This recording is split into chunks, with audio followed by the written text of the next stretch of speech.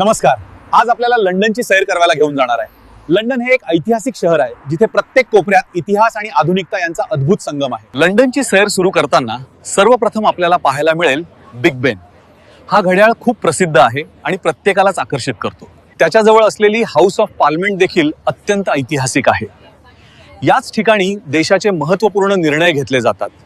आता थोडं पुढे जाऊन पाहूया. लंडन आहे हे एक विशाल फेरिस व्हील आहे जे तुमच्या साऱ्या लंडन शहराचा एक सुंदर दृश्य दाखवते. एका बाजूला टेम्स नदी आहे जी शहराच्या मधायातून वाहते.